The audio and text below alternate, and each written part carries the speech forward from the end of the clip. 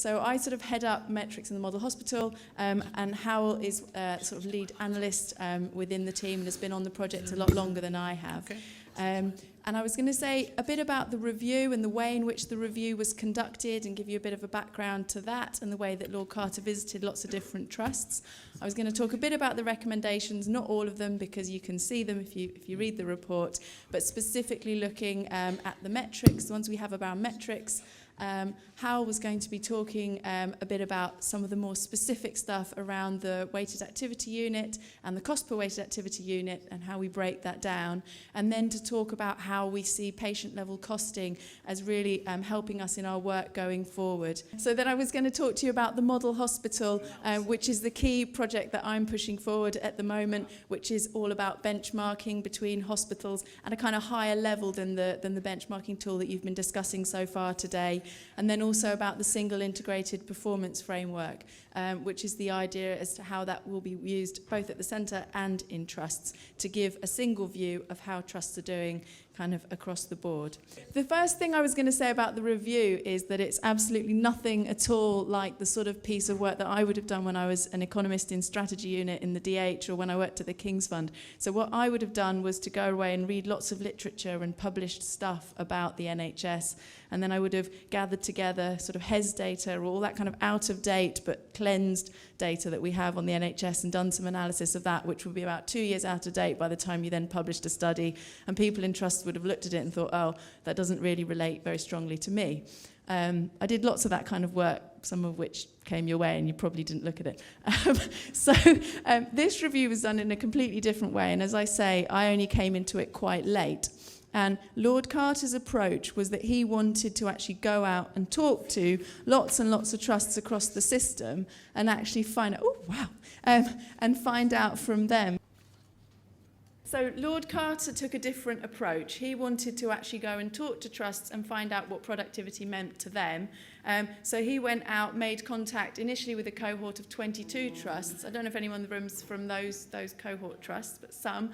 And he also gathered together a group not of economists, but of a nurse, 2 doctors, a physiotherapist, a lead on procurement, an estates and facilities lead, etc. So people who were actually specialists in how you actually run a hospital, I suppose. And so he would organise meetings with the trusts that he would go along to. I think he personally visited about 40 trusts in all. And his leads would then go and talk to their equivalent numbers at the trusts as well. So he was trying to look at how does this actually feel on the ground. And I was going to kick off by giving an example then of nursing. So you probably can't see this at the back. When I was at the back, I couldn't see anything at all. But the diagram here is the sort of thing that he looked at, and I think that's from Allocate or one of the different e-rostering systems. And he was going out and asking, in a trust, how many nurses have you got? How do you organise your workforce? How do you know how many you need on a certain ward in a certain day? How do you actually organise them? How do you make sure that you have the number that you need? And the blue line there, this comes out of the rostering system, as I said, is the number of required nurses on any particular day. Each bar is a day in the month. And then the bars around are the number of nurses that they actually had. And he immediately noticed, and Lynn McIntyre, the head nurse, noticed that for this trust in this month, on most days, they've got quite a lot more nurses than it looks like they think they need. On some days, in particular in the weekend, they've got quite a lot less. And even on days where they've got lots of substantive staff around, who the green ones, they've still got quite a lot of agency coming in. So he had a sense that there wasn't that much grip on the nursing workforce, and he felt that different trusts were doing things differently, and there was quite a lot that trusts could learn from each other if we did a bit more by the way of benchmarking in this area. Equally with doctors, he went round asking the question to medical directors, how many consultants have you got? And I think he was really surprised at the number of medical directors who would say, I think I've got 200, and then actually they'd have 400. And he was sort of thinking, okay, fair enough. But how do you know? Do you think you've got more doctors than other comparable trusts? They wouldn't really know. So they didn't have a way of knowing sort of what's their kind of quantum of activity and how does that compare to the number of doctors that they had. And this is the sort of data that we were looking at earlier on. So the FTE numbers, I think, come from either a quick survey or from electronic staff record data. We've got weighted activity units there, or cost-weighted activity, which is sort of equivalent, which show for trauma and orthopaedics, for each of these anonymised hospitals, how much work are they doing in T&O and how many doctors. And you immediately see that when you do a ratio of one to the other, it varies wildly, kind of by a factor of 3. So some of the trusts have got a lot more resource to do the same amount of work. And he was asking the question, well, why? Is it that this data's not quite right? Or is it that you've got lots of doctors that are actually doing teaching and they're being paid for by somebody else, or whatever it is? And I think what he found interesting was that trusts didn't really have an explanation. They didn't really know if they were high or low. And then if you told them they were high, sometimes they would say, oh, yeah, that service is a bit gold-plated, but we didn't have a way of actually talking to our clinicians about that. They didn't know when they were low, they often didn't know either. So it wasn't really by design, it just seemed to be quite random the way that these things are coming out. And then equally, when you looked at the sorts of quality ratings, which the darker blue figures are, so those are things like what type of prostheses are they using, what are their revision rates, they don't seem to really be correlated in any way with the sort of crude productivity metric either. So those were the kinds of questions that he wanted to ask. And equally did similar work looking at hospital medicines, procurement, estates, all the other areas that we cover. So in the autumn, he led a kind of engagement with trusts. Personally visited about 40, as I said. We didn't manage to visit every single trust. The team visited more trusts, and we did have kind of road shows around the country a bit. But we also corresponded with trusts and developed some fairly crude measures of productivity that we shared with trusts and sort of savings opportunities that we thought trusts might be able to achieve. And there was a kind of conversation going on with trusts, asking them with a mixture of kind of listening but also providing challenge and asking them what degree of productivity savings they thought they could make. And I thought it was interesting that seeing the way that Lord Carter actually approached those meetings, he was very strong in saying there's no cavalry coming round the corner, nobody's going to come and save you, and you need to actually get your house in order and tighten every screw and know whether you do have more clinicians for the amount of output or not, and if so, why. So those were the kinds of messages that he was going out with. And then in February, we published the final report that some of you in the room have read. It's got a summary of the recommendations and a summary section. And I just wanted to highlight there that the government response was to say that we will act on all his recommendations and have asked him to report back on progress by spring 2017, which is sort of feels like it's fast approaching now, even though we're only just in kind of spring 16. Anyway, and a lot of the recommendations, as you'll know if you had a look, fall to NHSI, but because NHSI is still forming, a lot of them are still being taken forward within our team, which we're sort of badging as the Carter implementation now. Officially, it's called the Productivity Team, Productivity and Efficiency Team in the Department of Health. So I was going to, or Hywell and I were going to talk specifically about the particular emphasis in the report on variation, the need for productivity metrics, the model hospital, and the single integrated performance framework. And before handing over to Hywell, I was just going to say that so I think two of the key messages on data and metrics are about getting managers to actually use information in their decision-making, so data in their decision-making processes, which are the kind of things that the talk just now was talking about, and then also making comparable data much more widely available so that organisations can more easily see where they stand in comparison to peers. And that's something that's being done, the subject of this conference at the patient level costing data level, but also I think it seems like there's a need to have these broader productivity metrics that, for example, NEDs or other types of managers or clinicians might dip in and out of a bit more easily to be able to see how their trusts compare. Possibly the sorts of things that trusts pay consultants quite a lot to come in and do a project on, where they get kind of benchmarking done, but isn't available to all trusts all the time. So I'll hand over to Hywell.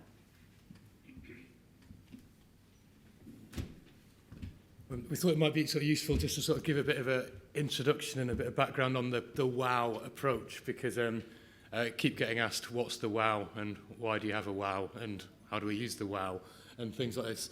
I've perhaps spoken to a couple of you before in explaining this, so I do apologise if you've heard the same thing before from me. In the early days of the sort of Carter review, Lord Carter was very keen to have a comparable metric which we could use to judge efficiency across all trusts. And whilst we did have like the reference cost index, he felt that that was kind of like not really used to this full extent, and it wasn't really able to give people, or it wasn't able to give him what he wanted when speaking with trusts.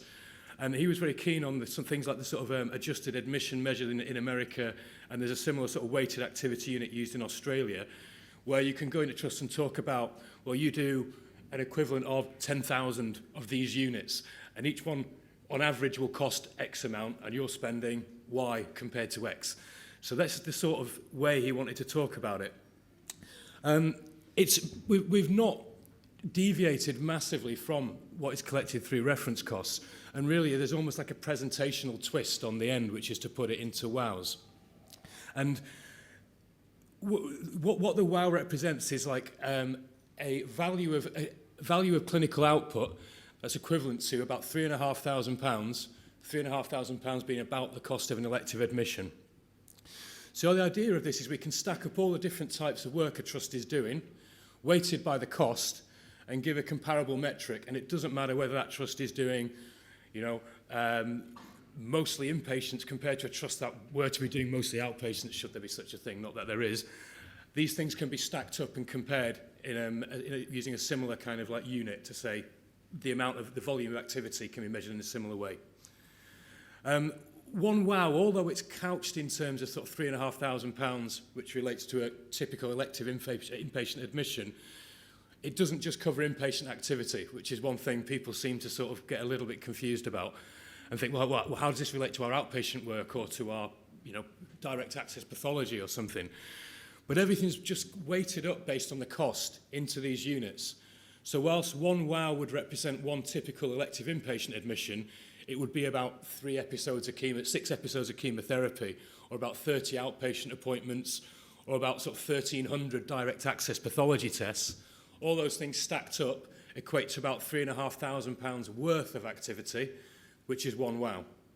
So, this is how we kind of add it up based on the cost. And the cost is based on the national average cost. So it's not how much your trust is spending, but how much, in essence, we think that activity is worth to the NHS, sort of average prices. Once we have quantified the output in terms of WOW, we can then compare the inputs, the costs that are being used to produce that activity, to get our cost per WOW measure. Then this is what the national average will be, £3,500, because that's our value of one WOW. And trusts who are like less productive will be looked to be spending more than that. And across England, they go up to just a bit over £4,000 per WOW, and as little as closer to £3,000. So we've got a sort of fair amount of variation. Now, what you will find is that the headline cost per WOW actually tracks to your reference cost index. The two are essentially the reference cost index multiplied by, 35, I guess. Which sounds like, that isn't really kind of any advance to what we had already. Well, the two key things are, firstly, by putting it in a cost figure rather than a sort of relative index, it's quicker to start thinking about how the savings implications that might result from this increased figure.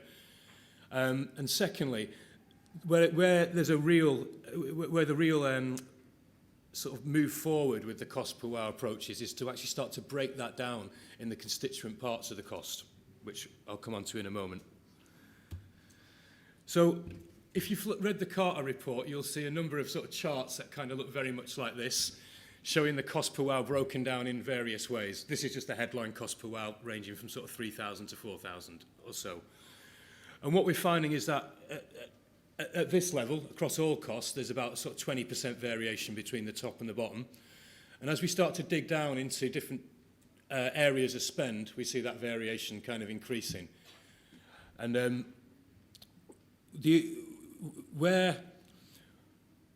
one thing Lord Carter, I think, felt, and other people within the team in the early days, is that the way the reference cost index was kind of being used is that if you were kind of below average, so below the sort of median here, which would equate to a reference cost index of below 1, or a below 100, or a cost per WOW of below 3,500, people tend to be saying, oh, great, yeah, we knew we were really good. That kind of confirms it. We're below average in terms of productivity. And the people above would often say, oh, yeah, reference cost, it's a lot of nonsense, isn't it? We don't trust the data. So kind of it wasn't really kind of being used to its sort of full extent. Now, if we actually start to break down the reference cost index or the cost per wow and start to look at different areas of spend or look at different specialties within the trust, we don't find there's any one trust that is excellent on all areas of spend, all types of activity. Everybody has some areas where they look to be more productive or less productive. And this is where by sort of trying to really encourage like drilling down into the data in more depth and by bringing in other data sets is where I think everyone can actually start to see opportunities within these data. With the obvious caveat of like kind of quality of coding and kind of quality of costing, which is something that I know the work you're all doing here today will hopefully lead to. The main thing then that we're trying to do is to sort of allow a trust to get beyond their sort of headline index. In this case, the bar on the left is a trust that's just a little bit below average. But when we actually start to break down into the areas of spend, we can see that for some areas, so these blocks which are like medicines, this trust does appear to be spending more per wow on medicine, about £470, compared to the national average of 330. So whilst at the headline level look quite efficient, but actually that's one area which, if this trust is going, that's where this trust may wish to start actually making some inquiries and digging into the data at a local level to see if there are some real opportunities there. And by kind of going, this is a sort of very headline level, and the idea is we can kind of drill into this in sort of more detail. So, for example, the big block at the top is sort of clinical and mainly clinical staff. We separated out back office staff down here. But all the staff, and so obviously that can then be broken down into medics, nurses, AHPs, healthcare scientists, etc., and a cost per wow can be calculated for each of those. And that's where I think the real value starts to be added, because that's where you can really start to benchmark yourself in the way Emmi was just showing with the sort of T&O medics, and like look at your cost per wow in T&O for medical staffing, compare that to all trusts, to similar trusts, to trusts you identified your peers. And we're going to come on to the portal in a minute, which is the tool to enable you to do this and to start to drill down. So this is essentially the same sort of breakdown of costs on the previous slide, but just rather than one trust compared to the national average, showing across all trusts. And really, it's just to sort of illustrate that, like, going from the trusts on the left, who are the sort of like the trusts that appear to be less productive, to the trusts to the right with the lower cost per wow, it's not that there's a kind of constant pattern of, trusts on the left are like higher in all areas of spend. This is where you can see, I'm not sure how well they come out, but the different colours for the different areas of spend. They're jumping up and down, showing that trusts are, it's not just trusts that the least productive trusts have more expensive staff costs and more expensive medicine costs. Like, each trust is almost quite unique in terms of their mix of spend, which is where I think it becomes useful to sort of benchmark yourself against others. And no one trust is good or bad in all areas. So really wanted just to flag here where I think the work that's being done here in improving the sort of patient level costing, how that's really going to feed into what we're doing with our kind of cost per wow measures.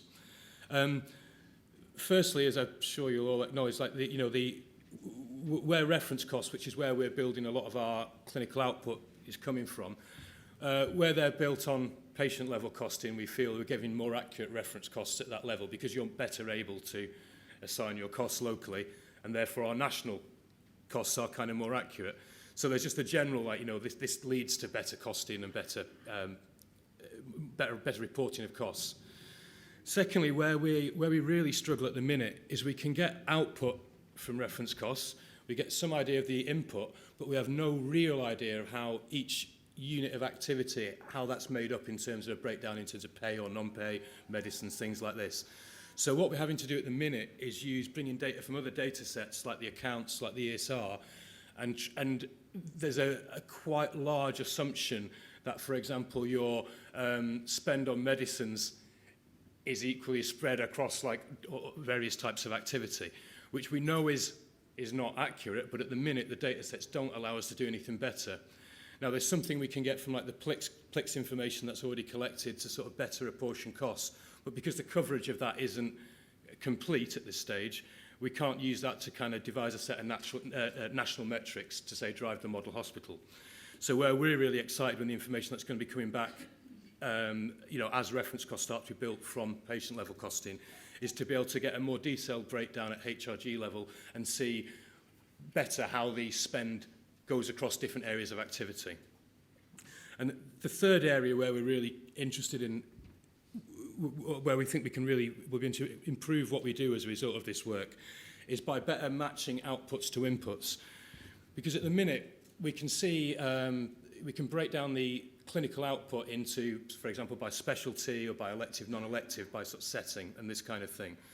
But what we don't really know at the minute is whether, we know, for example, that community output, the activity reported in community health services within reference costs, we know that, for example, will have a much bigger input from nurses than from medics. And we can pick this out in the data in various ways. But what we don't really know is we can't really quantify that kind of accurately. So what we really want to be able to do is when we can see like which types of output require which inputs, we can actually start to divide up the clinical output better and make better comparisons to say, well, this is the output that the nurses are mainly responsible for in driving, and we'll be comparing that to the nursing inputs. And these things are related more to the medics, and it can be sort of shared out better, whereas at the minute we're taking the trust's overall output and looking at costs across there. You know, we're very aware that the metrics we developed are by no means perfect, but from going out to trusts and starting to sort of look through where they sit in the various cost per wows, it's really encouraging to find that trusts are finding this interesting. And whilst it's imperfect, it's better to have some indication of how you sit on these metrics than actually have very little to benchmark. You know, most of the people here will obviously be sort of using things like Albatross, which enables you to do some more detail than we, for example, can do at national level, but it still doesn't cover all trusts. And what we need to do is to get that kind of benchmarking available across for everybody, across all the areas of activity. And that's where, hopefully, we'll be kind of leading in like using that to sort of feed into our model hospital portal in future. I think Emmi's going to talk you through the portal. So. Yeah, so I was going to say a bit about how this comes together under the model hospital. So those of you who've read the report will see there's a whole recommendation in there about creating a model hospital. It was something that came up in the interim report as well in quite vague terms. And it's in response to something that a lot of trusts said to Lord Carter, which was, tell us what good looks like and tell us what we're aiming for, and that'll be a huge step forward. And I think some of them envisaged a sort of manual, or people talked about if you were setting up a new branch of Subway, you'd have a manual that would tell you how many staff you needed to do different things in the kitchen and wherever, and could we just not have that manual, please? We've kind of erred away from that sort of approach towards more of an online benchmarking tool, which at least allows you to see how your peer trusts do things in a similar way to the way that the PCB tool does, I suppose, but I think at a much higher level.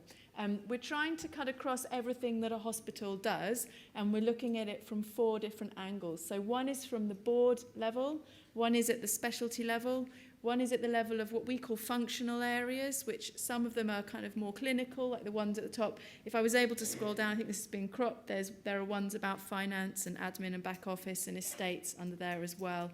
And then area of workforce. And you see these kind of strange boxes under each of these. What these refer to are what we're calling compartments. So we're seeing that within a hospital you have different compartments and different views with which, depending on who you are working within that hospital, you'd have the most interest. So if you're a NED or a senior manager, you might be most interested in these top compartments, which are aimed to be more like summary measures.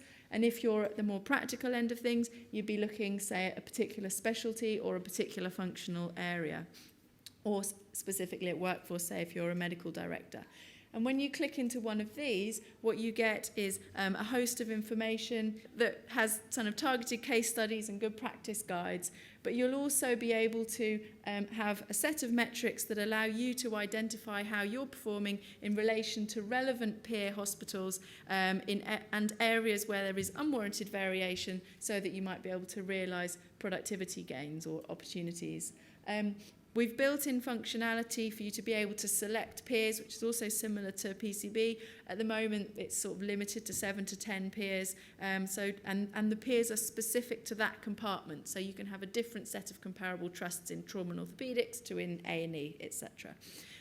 Lots of trusts, I'm sure you all know this, will constantly say, no, we're different, and so you can't compare us to anybody. But I suppose our retort is to say, well, you should be able to compare yourself at least to a handful of other trusts that do similar work to you. Each of the compartments is led by a professional lead. So those same people that I talked about before that Lord Carter brought on board to lead work around nursing, medics, etc., they're now professional leads in the leads on the different compartments, and they're working with colleagues in other organisations like NHSI and with people in trusts to actually test out the kind of dashboards that they're developing under each one. And we've got a portal prototype that's up and running that I think every non-specialist acute trust has been given at least 2 users for.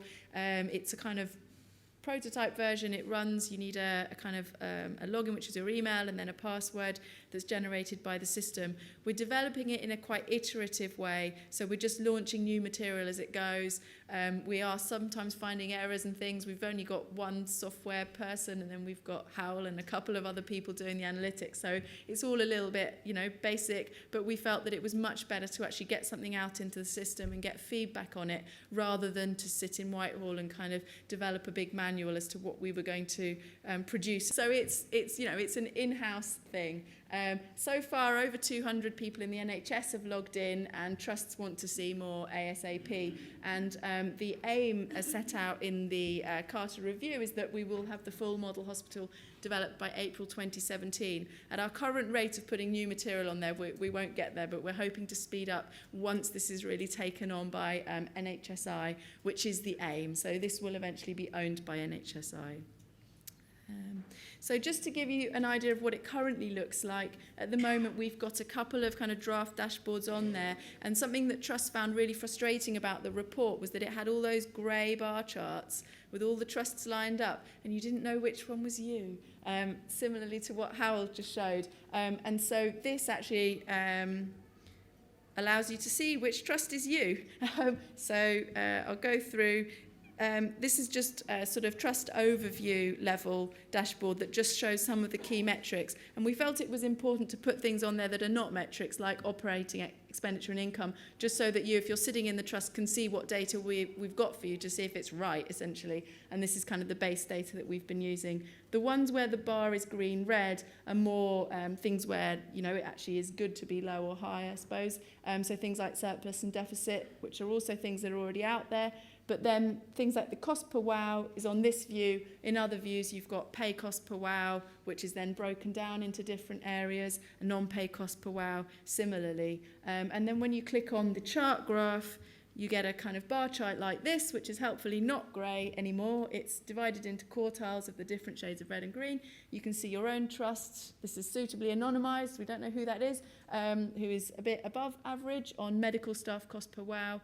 And then I mentioned that you can pick your 7 peers or 10 peers, however, between those that you want. And the grey line is the average of those peers. That's actually not that useful. What you really want is to see where all your peers are and who's where, which we're working on. So I think we're writing out to Trust next week to say, actually, we've had legal advice that there's no reason why you shouldn't know, because none of this data is, super private data. Although actually, having said that, a lot of our work does use ESR data, electronic staff record, and that historically hasn't really been used in this kind of way. So although it's a really, really rich source of data across trusts, it's sort of held quite tightly, and there have been restrictions on how it can be used that we've really sought to open up, that we think is really positive. And we have had advice that where we're using it in this aggregate way, there is no reason why it shouldn't be shared. It's just that you wouldn't want to sort of publish the pay of Mr. So-and-so in X Trust, which we're certainly not doing. So that's just to give you a taster. We're hoping to get up a range of things on trauma and orthopaedics and around nursing as 2 kind of prototype dashboards by the end of May.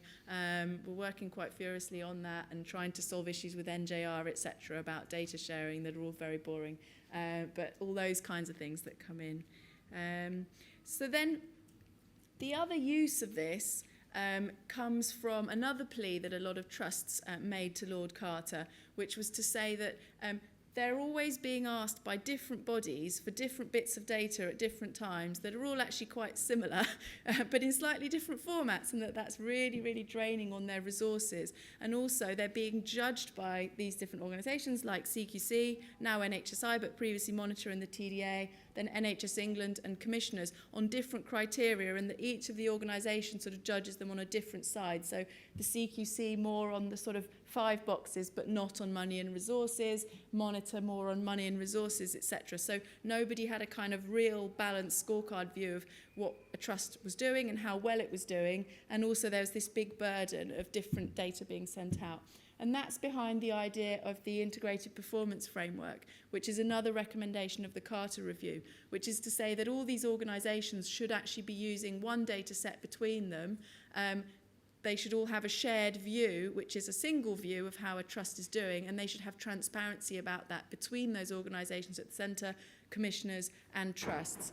We're still far away from that, but we are working on the model hospital being the basis for that view across those different organisations, and we hope to get those organisations working with us really closely on developing those 6 compartments, which we already work closely with the CQC on the names of them, because they, as you can see, they match what the CQC does.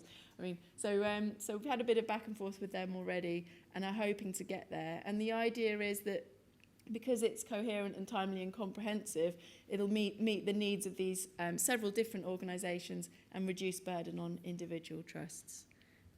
So I've sort of wanted to end with 4 key points, kind of takeaways, I suppose. It's just that the approach was really different. It was really bottom-up. There was wide-ranging engagement, and I think that's why the report has been fairly popular out in the system and gained a lot of traction.